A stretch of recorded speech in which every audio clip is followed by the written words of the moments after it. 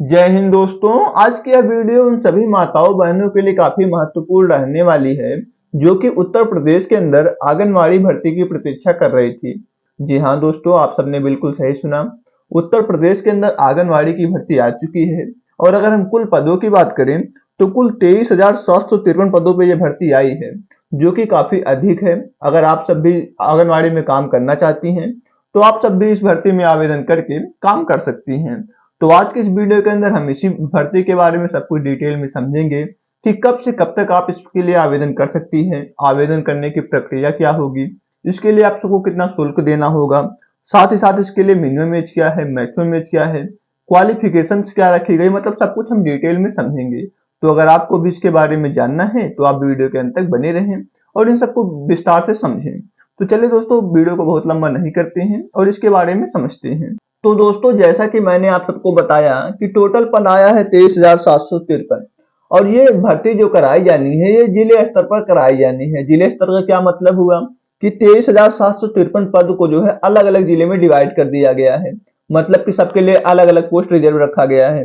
जैसे कि अगर हम आगरा की बात करें तो आगरा के लिए कुल सीट है 482, अलीगढ़ के लिए 499 सीट्स, अम्बेडकर नगर के लिए 350 सीट, अमेठी के लिए 469 सीट, अमरोहा के लिए है 142 सीट, औरैया के लिए 321 सीट, अयोध्या के लिए 218 सीट, आजमगढ़ के लिए 461 सीट, बागपत के लिए 199 सीट, बहराइच के लिए 632 सीट, बलिया के लिए 77 सीट, बलरामपुर के लिए 388 सीट, बंदा के लिए 210 सीट, बाराबंकी के लिए 420 सीट, बरेली के लिए 329 सीट, बस्ती के लिए 268 सीट, भदोही के लिए 155 सीट, बिजनौर के लिए 507 सीट, बदौन के लिए 535 सीट, बुलंदशहर के लिए 457 सीट, चंदौसी के लिए 242 सीट, चित्रकूट के लिए 230 सीट, देवरिया के लिए 294 सीट, इटाह के लिए 169 सीट, इटावा के लिए 11 सीट, फर्रुखाबाद के लिए 166 सीट, फतेहपुर के लिए 426 सीट,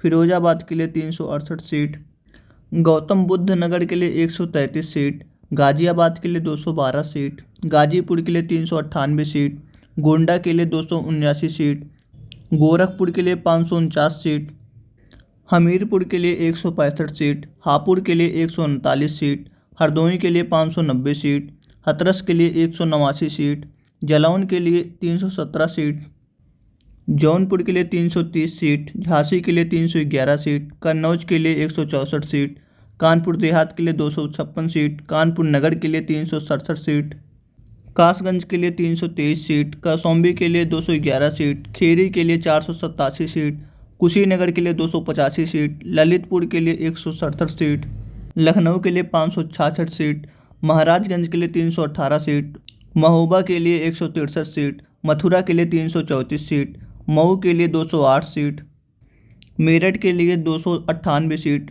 मिर्ज़ापुर के लिए 312 सीट, मुरादाबाद के लिए 104 सीट, मुजफ्फरनगर के लिए 295 सीट, पीलीभीत के लिए 210 सीट, प्रतापगढ़ के लिए 443 सीट, प्रयागराज के लिए 516 सीट, रायबरेली के लिए 378 सीट, रामपुर के लिए 377 सीट, सहारनपुर के लिए 428 सीट, संभल के लिए 346 सीट, संत कबीर नगर के लिए 255 सीट, शाहजहांपुर के लिए 367 सीट, शामली के लिए 118 सीट, श्रावस्ती के लिए 294 सीट, सिद्धार्थ नगर के लिए 365 सीट, सीतापुर के लिए 220 सीट, सोनभद्र के लिए 593 सीट, सुल्तानपुर के लिए 415 सीट, उन्नाव के लिए 601 सीट और वाराणसी के लिए 332 सीट।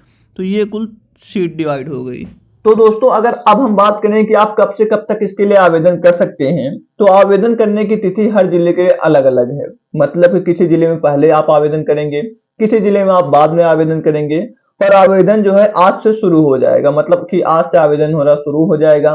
तो आप चाहे आज कल परसों में आवेदन कर सकते हैं या फिर एक हफ्ते के अंदर आवेदन कर सकते हैं, क्योंकि जो अंतिम तिथि है वो हर जिले के लिए अलग अलग है।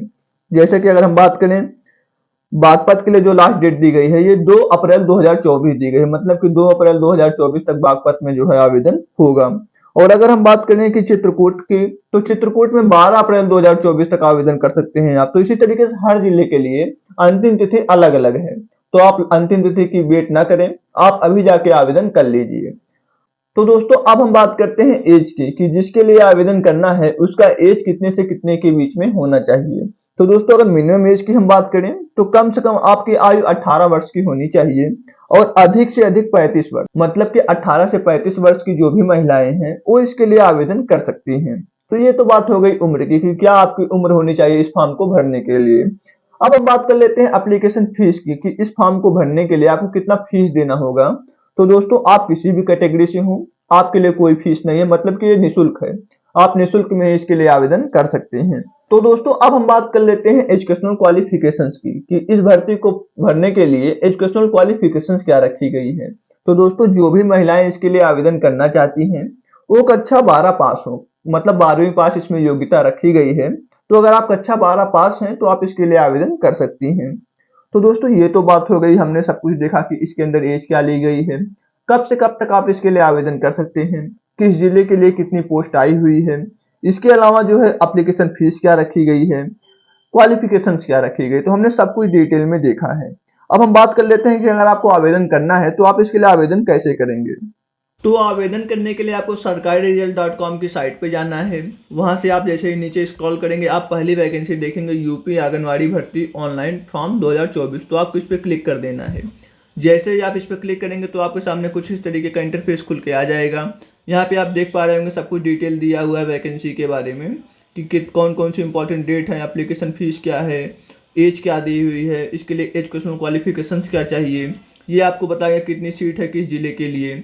अब आप नीचे थोड़ा स्क्रॉल करिए और यहाँ पे आप देख पाएंगे ये दिया हुआ है अप्लाई ऑनलाइन का एक ऑप्शन, अप्लाई ऑनलाइन का एक ऑप्शन दिया हुआ है। तो आपको रजिस्ट्रेशन वाले ऑप्शन पे क्लिक कर देना है। जैसे आप इस पर क्लिक करेंगे उसके सामने आपके सामने कुछ इस तरीके का इंटरफेस खुल के आएगा। ये अपने आप थोड़ी देर में ओपन हो जाएगा। ये आप देख सकते हैं ओपन हो गया। यहाँ पे आवेदक का नाम डालना है, नेम जिसका हो जिसके लिए आवेदन कर रहे हैं, उसके पिता का नाम डालना है, जिस जिले के लिए आप आवेदन कर रहे हैं वो जिला चुनना है। यहाँ पे आपको मोबाइल नंबर भरना है, आधार नंबर भरना है, ईमेल आईडी भरना है और ये वाला कैप्चा भर के आपको यहाँ पे रजिस्टर कर लेना है। इसके बाद जो है आपको ऑनलाइन कर देना है। तो ये प्रोसेस हो गया। तो दोस्तों अब हमने इस भर्ती के बारे में सब कुछ विस्तार से देख लिया है। उम्मीद करता हूँ कि ये वीडियो आपको अच्छी लगी होगी, वीडियो आपके लिए हेल्पफुल रही होगी। तो अगर आपको वीडियो पसंद आई तो कृपया वीडियो को लाइक कर दें, चैनल पर नए थे तो सब्सक्राइब कर दें और बेल आइकन को भी अवश्य दबा दें, क्योंकि हमारे चैनल पर ऐसी इंफॉर्मेटिव वीडियो समय समय से आती रहती है ताकि आपसे कोई वीडियो मिस ना हो। इसलिए आप नोटिफिकेशन बेल को ऑन कर लीजिएगा। तो दोस्तों आज के इस वीडियो में इतना ही था, मिलते हैं नेक्स्ट वीडियो में, तब तक के लिए धन्यवाद।